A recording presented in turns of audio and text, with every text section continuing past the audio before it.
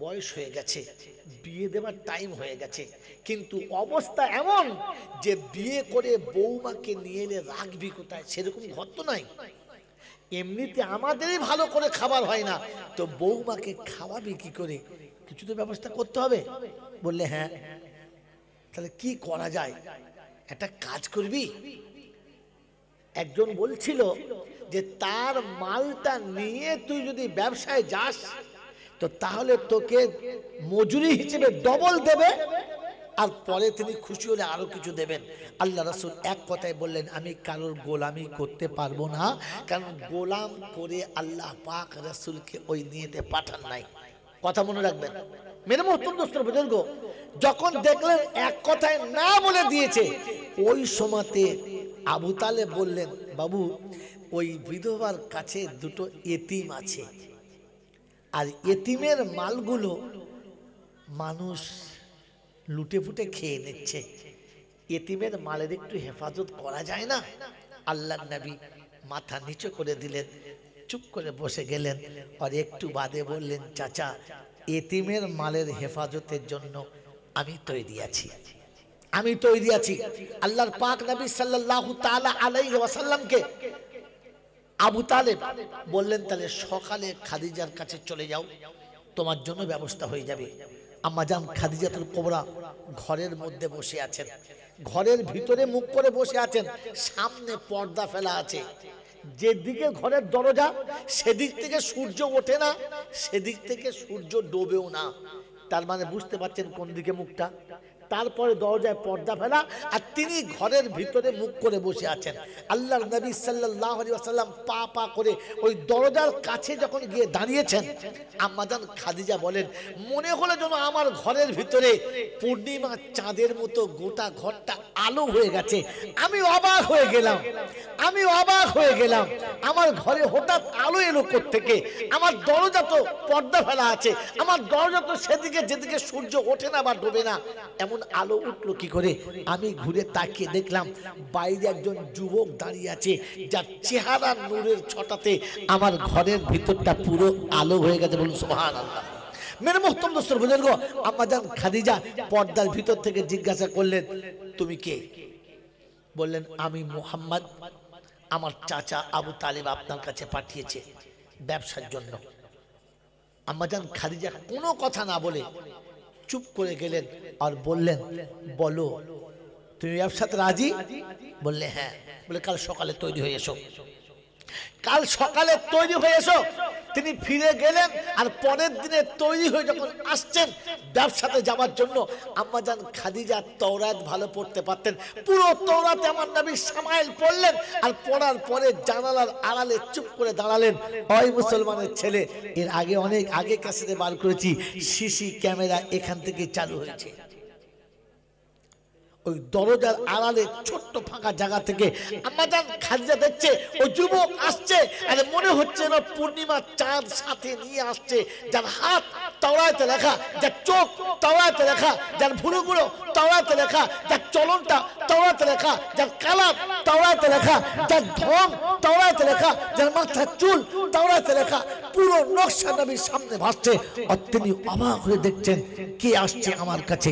মেরে মোহতরম দোস্তর বুজুর্গ, অনেক লম্বা ওয়াকিয়া, আজকের ওয়াকিয়াতে আমি যাচ্ছি না, খালি এতটুকু শোনাচ্ছি।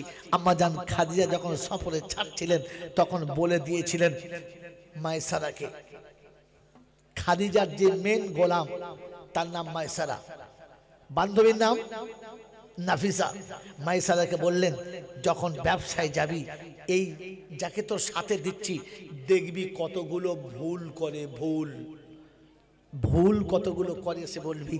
মেরে মোহতরম দোস্তর বুজুর্গ, আল্লাহওয়ালা ভাইরা, জ্ঞানের জন্য শুধু তারিখ অনেক লম্বা, বড় করুন। এই ব্যবসা যেখানে 3 মাসে করার কথা ছিল, তিনি 1 মাসে ব্যবসা কভার করে ফিরেছেন। খাদিজা অবাক, যে মালটা 3 মাসে বিক্রি হওয়ার কথা সেটা 1 মাসে বেচেছে। আদা করিতে নয়, অন্যবারে বেচলে যেখানে 10% লাভ হতো, এবারে সেখানে 50%, 50% বেশি লাভ হয়েছে, আর বেঁচে চলে আসছে। সাথীরা সবাই অবাক, সবাই অবাক যে কি করে এত লাভ হলো। আগে আগে খবর চলে এসেছে কাল আসছে আমাদের কাফেলা, এতটা লাভ করেছে এত অল্প সময়ের ভিতরে, জীবনে কখনো এমন হয় নাই। সকালবেলা কাল সকালে আসবে, সকালে তৈরি হয়ে বসে আছে, নাফিসাকে পাশে নিয়ে বসে আছে। আমার আল্লাহওয়ালা ভাইরা, আমার খাদিজা জানালার কাছ দিয়ে খাদিজাকে নাফিসাকে পাশে বসিয়ে দেখাচ্ছে, বলতো কোনটা সে? বলে ওই পিছনেটা। বলে দূর। বললে হ্যাঁ আমি চিনি। একেবারে এক নজরে দেখছে, কাছে এসে গেছে। আর মেরে মোহতরম দোস্ত বুজুর্গ, মালের হিসাব হয়ে গেছে। আমি আপনাকে শুনিয়ে দিচ্ছি। খাদিজা মাইসারাকে জিজ্ঞাসা করছে, এই যুবকের কতগুলো ভুল দেখলি? বললে সত্যি কথা বলবো? বললে কি সত্যি বলবো? বললে বল। বললে শোনো, ভুল তো দূরের কথা, ভুল ধরা তো দূরের কথা, ভুল গোনা তো দূরের কথা, যার জীবনে ভুলের কোনো চিহ্ন দেখতে পাই নাই, ভুলের কোনো গন্ধও পাই নাই। আল্লাহ নবী বললেন, খাদিজা বললেন কি দেখেছিস? বললে শোনেন, রাস্তায় যেতে যেতে দুটো উট অচল হয়ে গেল, জমিনে শুয়ে গেল। সবাই বললে চলতে পারে না, একে জবাই করে খেয়ে নিতে হবে, আর তা নাহলে এখানে ছেড়ে দিয়ে পালাতে হবে। আমরা সবাই যখন পেরেশান হয়ে গেছি, ঠিক ওই সময়তে মোহাম্মদ গিয়ে উট দুটোর মাথায় একবার হাতটা বুলিয়ে কানে কানে কি যেন বলল। ইয়া আম্মাজান, আপনাকে বলি, ওই জায়গা থেকে উট দুটো এত তীক্ষ্ণ গতিতে চলেছে যে ব্যবসার জায়গা পর্যন্ত ওই দুটোর আগে কোনো উট যেতে পারে নাই। এটাই ভুল। এটা ভুল হলো। বলছে তাহলে আর কি বলবো বলেন? এটাই একটা ভুল পেয়েছি। বলে আর?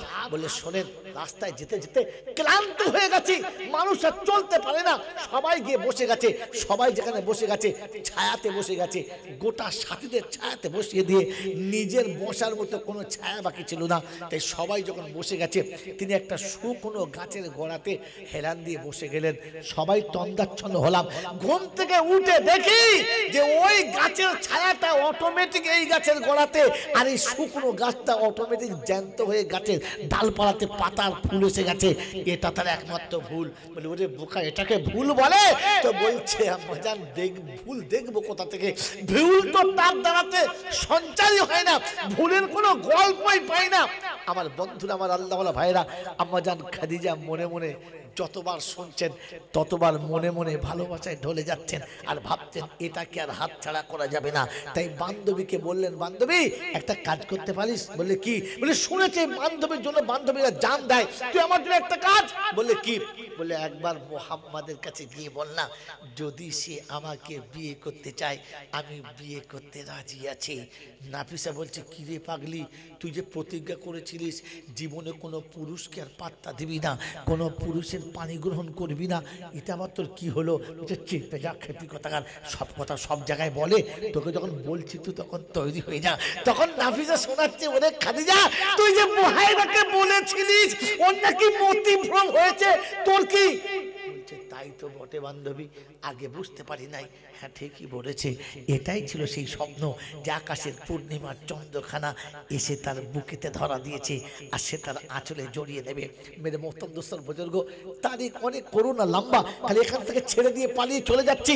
যেদিন আল্লাহর নবী সাল্লাল্লাহু আলাইহি ওয়াসাল্লামের বিয়ের প্রস্তাব দিয়েছে, সেদিন এক চান্সে বলেছিলেন, আমার অভিভাবক আছে, আমি এই বিষয়ে কোনো কথা বলতে পারি। মানবতার নমুনা হলো যুবক বলবে না, অভিভাবক বলবে। আর আমাদের দেশের মানবতার নমুনা হলো বাপ মাকে বলছে, তোমরা দাঁড়াও, আমি যা বলবো তাই হবে। এই ছাচলকে মানুষ বলে? কথা বলে না। বাপ মাকে দেখতে হয় না, বিয়ে করে এনে বলছে মাল এনেছি দেখে দাও। বলছে হ্যাঁ তুই এখন আমাদের বললি না, ওই বলবো আবার কি, আমার পছন্দ করেছি। ছি ছি ছি ছি ছি ছি। ও ছিল বিশ্বনবী, মানবতার শ্রেষ্ঠ মানব। আমার আল্লাহওয়ালা ভাইরা, যেদিন বিবাহ বন্ধনে আবদ্ধ হবে, গোটা মক্কার মানুষ সেদিন বলেছে, বারে মোহাম্মদ, বাহ আচ্ছা মেরেছিস, হ্যাঁ আচ্ছা মারলি, টু ইন ওয়ান, এক ফায়ারিংয়ে দুটো, রানীও পেলি, রাজত্বও পেলি, কায়দা করে ভালোই নিলি। মেরে মোহতরম দোস্ত বুজুর্গ, আল্লাহ নবীর চেহারায় মলিনতা আসছে। আম্মাজান খাদিজা পাশে রয়েছেন, কিচ্ছু বলেন নাই। আল্লাহ নবীকে বললেন, ইয়া রাসূলুল্লাহ, ইয়া হাবিবাল্লাহ, আমার বিবাহের ওলিমা খাওয়াবেন না?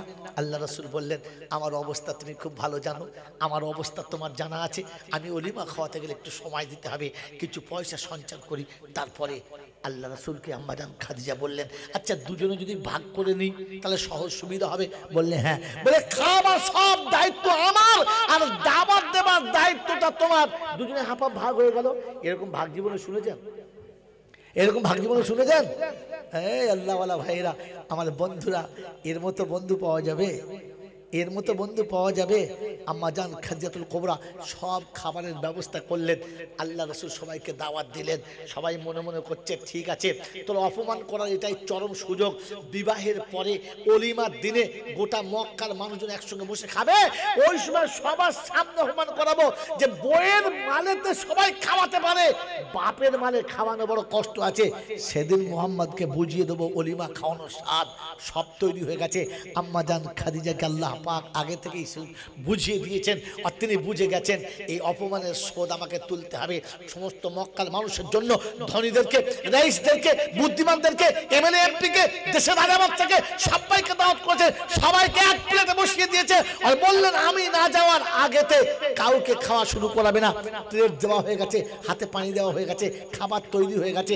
সবাইকে যখন বসে গেছে, আম্মাজান খাদিজা বললেন, ইয়া রাসূলুল্লাহ, ইয়া হাবিবাল্লাহ, একবার আমাকে সাথে করে মজলিসে নিয়ে চলুন, দেখে আসি কে কে বাদ পড়েছে আর কে কে হাজির হয়েছে।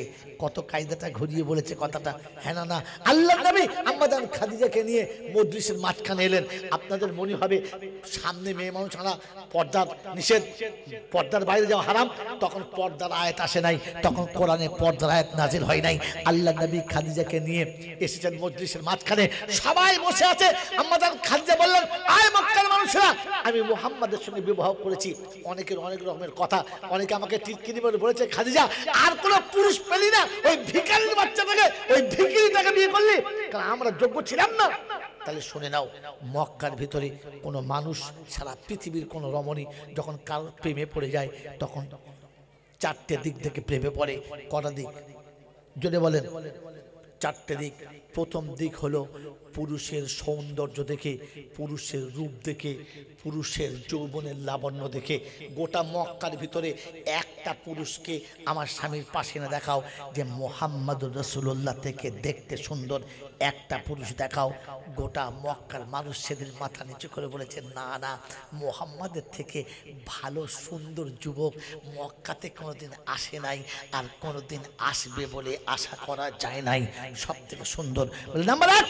নাম্বার দুই, যখন কোনো নারী কোনো পুরুষের প্রেমে জড়ায়, তখন তার চরিত্রের দিকে তাকিয়ে জড়ায়। তো বলো, মক্কায়, পৃথিবীর মক্কাতে কোন পুরুষ আছে যে আমার স্বামীর থেকে চরিত্রবান, আমার স্বামীর থেকে যার চরিত্র সব থেকে ভালো, যার চরিত্রে আমার স্বামীর থেকে বেশি উজ্জ্বলতা দেখায়, একজন পুরুষের নাম বলো। গোটা মক্কার ধনী আর বাদশারা সেদিন বললে, না রে খাদিজা, মুহাম্মাদের থেকে উত্তম আর উজ্জ্বল চরিত্রের একটিও যুবক মক্কাতে খুঁজে পাওয়া যাবে না। এদিকে তুমি ফার্স্ট হয়ে গেছো। বললে তৃতীয় দিক হলো, কোন পুরুষ, কোন নারী, যখন কোন নারী কোন পুরুষের প্রেমে পাগল হয়, তখন তার বংশ দেখে পাগল হয়। বলো, মক্কাতে কোন পুরুষের বংশ আমার স্বামীর বংশের থেকে বেশি উঁচু সম্মানের, বেশি মর্যাদাবান এবং বেশি নামের? বলো। তো সেদিন বললেন, না, তার থেকে সুন্দর আর কারোর বংশ হতে পারে না। অতএব বংশগত দিক থেকে আমার স্বামী উঁচু, গুণগত দিক থেকে আমার স্বামী উঁচু, রূপ ও যৌবনের দিক থেকে আমার স্বামী সবার উঁচু। তবে শুনে রেখে দাও, আজকে শুনিয়ে দিচ্ছি, আমি খাদিজা এই তিনটে গুণ মুগ্ধ হয়ে আমার স্থাবর অস্থাবর যা কিছু ছিল সম্পূর্ণ সবটুকু আমি আমার স্বামীর নামে উইল করলাম, আমার স্বামীকে মালিক বানিয়ে দিলাম, আমি আমার স্বামীর হাতে সবটুকু তুলে দিলাম। এবারে বলো, মালের দিক থেকে আমার স্বামী নিচে না উপরে? বলে মাল দেখে পাগল হয়, যৌবন দেখে পাগল হয়, বংশ দিকে পাগল হয়, চরিত্র দিকে পাগল হয়, কোনো দিকে আমার স্বামী তো কমা নয়। বললে হ্যাঁ। বললে তাহলে শুনে রেখে দাও, আমি যোগ্য পাত্রের গলাতে মালা দিয়েছি, এটা স্বীকার করে নাও, আর খানা খাবার টুক করে এখান থেকে পালিয়ে যাও। সেদিন মক্কার লোকেরা বলেছিল, খাদিজা এমনি করে ডেকে খাবার প্লেটে জুতো মারবি, এটা আমাদের কল্পনাতে ছিল না। বিশ্বনবী জনাবে মুহাম্মদ রাসূলুল্লাহ সাল্লাল্লাহু তাআলা আলাইহি ওয়াসাল্লাম বলেন, ও আবু বকর সিদ্দিক, যেদিন মক্কার প্রত্যেকটি মানুষ আমাকে টিটকিরি করে বলে আঙুল তুলেছিল, সেদিন প্রত্যেকটি দুশমনের আঙুলকে নিচে নামিয়ে দিয়ে নির্লজ্জিত কুত্তার মতো খাইয়ে তুলে দিয়েছে। সে বন্ধু হলো আমার খাদিজা। আমি এরকম একজন বন্ধু হারিয়েছি, আজ আমার আফসোস তো হতেই পারে। আজ আমার আফসোস তো যদি বলেন হতেই পারে। আম্মাজান খাদিজার কথা শুনে সিদ্দিকে আকবর সেদিন টুকটুক টুকটুক করে টুকটুক টুকটুক করে জান্নাতুল মালা ছেড়ে চলে গেছে। একা আল্লাহর নবী দাঁড়িয়ে আছেন। আল্লাহ পাক জিজ্ঞাসা করছেন, হাবিব, সবাই জান্নাতুল মালা খালি করে দিয়েছে, তুমি যাবে না? জান্নাতুল মালাতে কেউ নেই, তুমি যাবে না? আল্লাহর নবী সাল্লাল্লাহু আলাইহি ওয়াসাল্লাম বলেন, ইয়া রাব্বি আল্লাহ, আমি খাদিজাকে খুব ভালোবাসি, আমি খাদিজাকে খুব ভালোবাসি, তাই আমার খাদিজা যাবার সময় বলে গেছেন, ইয়া রাসূলুল্লাহ, ইয়া হাবিবাল্লাহ, বিশ্বের প্রত্যেকটি রমণীকে তার স্বামী যেমন কবরে রেখে দিয়ে চলে আসে, আপনিও তেমন আমাকে রেখে দিয়ে চলে আসবেন। কিন্তু ইয়া রাসূলুল্লাহ, ইয়া হাবিবাল্লাহ, আমি যে একা কখনো বিছানায় শুই নাই, এটা আপনি জানেন। আমার একা বিছানায় শুতে বড় ভয় করে, অন্ধকার কবর আমাকে বড় ভয় করে, তাই আপনি একটু বলে আসবেন, একটুখানি বুঝিয়ে আসবেন, কবর যেন আমাকে কষ্ট না দেয়। তাই বিশ্বনবী বলেন যে আমি কবরের মাটিকে হাত দিয়ে বলে এসেছি, আমার খাদিজা আসছে, তুই যেন কাঁদাস না, কষ্ট দিস না, আমি বসে আছি অপেক্ষা করি। ইয়া রাব্বাল আলামিন আল্লাহ, খাদিজার কবরে যে ফেরেশতা আসবে তাকে দেখে খাদিজা যেন ভয় না খেয়ে যায়, তাই তার সওয়ালের জবাবটা আমি দিয়ে দেব বলে অপেক্ষা করে চুপচাপ বসে আছি। আল্লাহ পাক রাব্বাল আলামিন বলেন, হাবিব, আমি বলি নাই ইন কুনতুম তুহিব্বুনাল্লাহ ফাত্তাবিউনি ইউহিব্বুকুমুল্লাহ? ও হাবিব, আমি বলি নাই যে যারা যারা তোমাকে ভালোবাসায় ডুবে যাবে, আমি তাদের ভালোবাসার সবথেকে বড় পাত্র বানিয়ে নেব, আমি তাদেরকে আমার সবথেকে মাহবুব বান্দা বানাবো। হাবিব, খাদিজা তোমাকে ভালোবাসে, এই ভালোবাসার কসম দিয়ে বলছে, শুনে রাখো, তোমার প্রেমে খাদিজা মুগ্ধ হয়ে গেছে, আমি খাদিজার প্রেমে মুগ্ধ হয়ে গেছি, তাই তুমি কবরের কাছে বসে আছো যে খাদিজার কবরে ফেরেশতা না আসে, আমি আরশে ফেরেশতাকে বলে দিয়েছি খাদিজার কবরে যেন না যায়, খাদিজার কবরে যেন না যায়। হাবিব, খাদিজার কবরে কিয়ামত পর্যন্ত ফেরেশতা কোনোদিন যাবে না, ফেরেশতা কোনোদিন প্রশ্ন করবে না। খাদিজার কবরের ফেরেশতাকে আমি আসমানে আটকে দিয়েছি। আল্লাহর নবী সাল্লাল্লাহু তাআলা আলাইহি ওয়াসাল্লাম বলেন যে ও সময়তে আমি শান্তিতে খুশিতে হাসি নাই, টুকরে কেঁদে সেজদায় পড়ে গেছে। আল্লাহ পাক জিজ্ঞাসা করছে, হাবিব, খাদিজার কবরের ফেরেশতাকে তো রুখে দিয়েছি, চোখে পানি কেন? চোখে পানি কেন? সেজদায় পড়ে চোখের পানি কেন? বললেন, ইয়া রাব্বাল আলামিন আল্লাহ, খাদিজার কবরের জবাবটা আপনি দিয়ে দিলেন, আমার গুনাহগার উম্মতের কবরের জবাব কে দেবে? আমার গুনাহগার উম্মতকে কবরে কে বাঁচাবে? আল্লাহ পাক শুনেছে, হাবিব, তোর উম্মতকে বলে দিস, খাদিজা যেমন তোকে ভালোবাসার কারণে আমি কবরের জবাব দিয়ে দিয়েছি, তোর উম্মত যখন তোর সুন্নতকে ভালোবেসে নেবে, আমি আল্লাহ তার কবরের ব্যবস্থাটাও করে রেখেছি, আমি আল্লাহ তোর উম্মতের কবরের ব্যবস্থা করে রেখেছি। আমার আল্লাহওয়ালা ভাইরা, আমার জ্ঞানজন সুদী মশা, আমার রতনপুর এলাকার বন্ধুরা বলেন, ওই অন্ধকার কবরে আমার আল্লাহ পাক আমাকে বাঁচাবেন, আমার আল্লাহ পাক আমাকে বাঁচাবেন। তার জন্য নবীর সুন্নতকে প্রাণ ভরে ভালোবাসার বাসবেন ইনশাআল্লাহ, বাসবেন ইনশাআল্লাহ নবীর সুন্নতকে। আল্লাহ নবী বলেন, মান আহাব্বা সুন্নতি ফাকাদ আহাব্বানি ওয়া মান আহাব্বানি কানা মাইয়া ফিল জান্নাহ। আমার সঙ্গে জান্নাতের বাগানে থাকবে, আর নবীর সঙ্গে যে জান্নাতের বাগানে থাকবে, ফেরেশতা তার পাশে যাওয়া তো দূরের কথা, দূর থেকেও তার দিকে তাকাবে না। ওই নবীর উম্মত হয়ে নবীর সঙ্গে জান্নাতে যেতে মাত্র 20,000 টাকার সুন্নত আজকে মাপসার জন্য জিন্দা করে প্রথম বন্ধু হাত তুলবে, যে রাসূলুল্লাহ, ইয়া হাবিবাল্লাহ, সেদিন তোমার আশিক দুটো দুনিয়া ছেড়েছে, ইহকাল পরকাল ছেড়েছে, বিবি আর বাচ্চা ছেড়েছে, সম্পত্তি ছেড়েছে, আমি মাত্র 20,000 টাকা ছেড়েছি। বলেন, কোন যুবক, কোন আল্লাহর পেয়ারা আশিক রাসূল আছে যে খাদিজার সঙ্গে জান্নাতের বাগানে যাবে? খাদিজার সঙ্গে জান্নাতের বাগানে যাবে, অন্ধকার কবরে খাদিজার মতো সওয়াল ও জবাবের জন্য আল্লাহর রহমতের ফেরেশতা ওখানে এসে দাঁড়িয়ে যাবে। বলেন, কোন বন্ধু আছেন? কোন যুবক আছে? কোন মুমিন ইমানদার আছে? কোন আশিক রাসূল আছে? কোন মা বোন আছে যে বলবে মাসে মাসে 2 করে 1000 টাকা দিয়ে 10টা মাসে শোধ করে দেবো? আছে কোনো বন্ধু? আছে কোনো বন্ধু? আছে আল্লাহওয়ালা? মাসে মাত্র 2000 টাকা আশেকে রাসূল হতে চাই, রাসূলের নারা দিতে চাই, আল্লাহু আকবার বলতে চাই, আল্লাহ পাকের নামের অনেক কিছু বলতে চাই।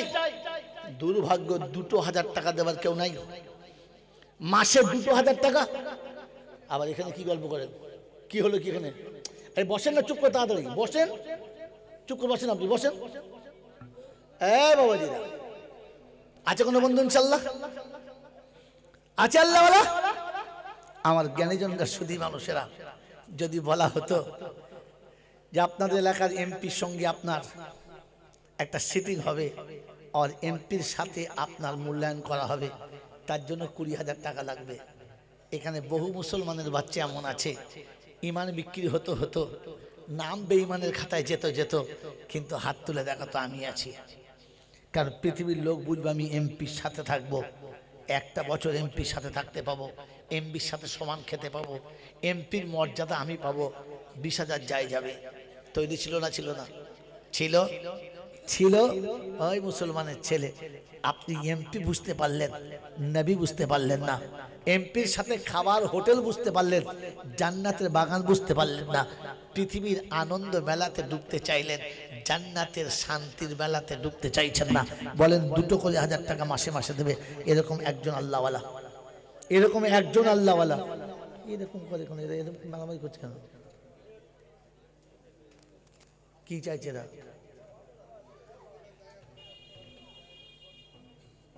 কি বলছে এটা? জায়গা হয় না এখন, এখন জায়গা হয় না। আলহামদুলিল্লাহ, একজন দাতা 20,000 টাকা লিখিয়েছেন, 10,000 নগদ, 10,000 বাকি।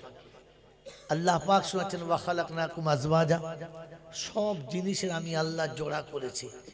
তো 20,000-এর একটা জোড়া চাইছি, ডবল না, একটা জোড়া। ডাক্তার কৌশল সাহেব বলেছেন 20,000 টাকা আমি দেবো, 10,000 নগদ দিয়েছেন আর 10,000 পরে দেবেন। আর একজন বন্ধু জোড়া, বাস একটা জোড়া। কোরআন আপনার সামনে দাঁড়িয়ে আছে যে আমি তোমার সাথী হব, আমি তোমার সঙ্গী হব।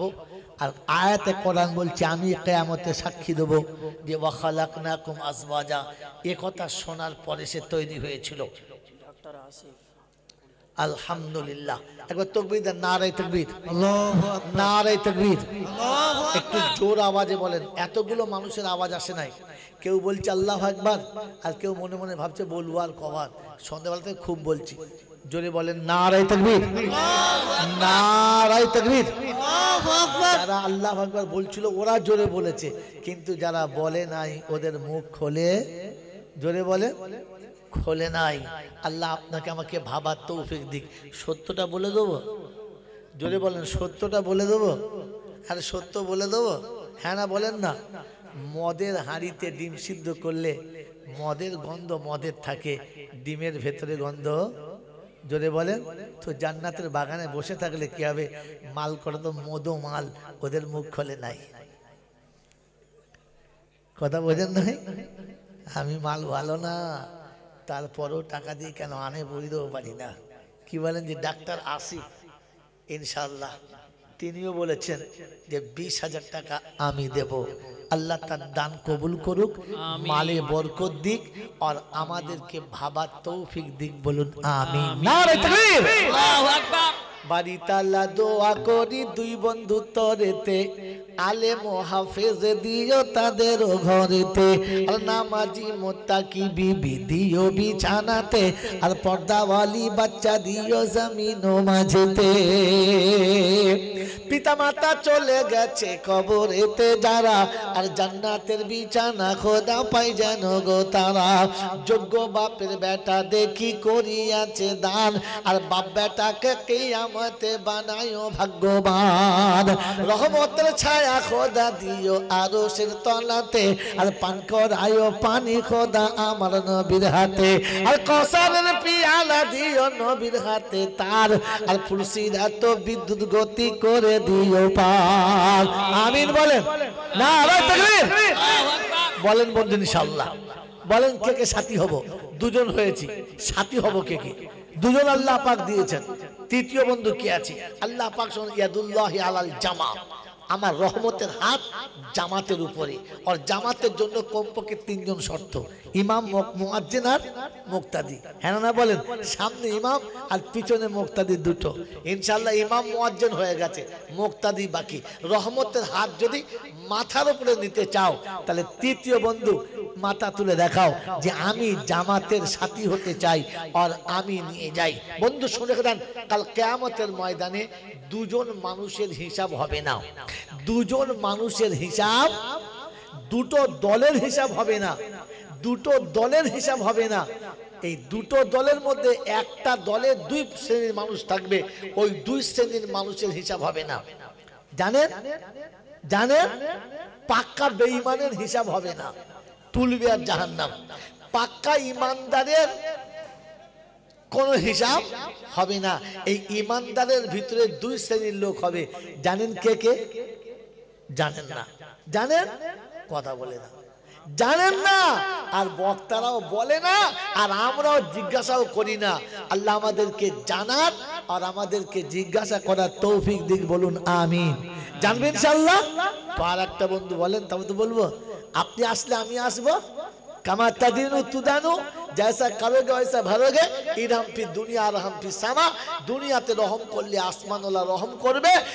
কামা তাদিনু তুদানু, जैसा करोगे वैसा भरोगे।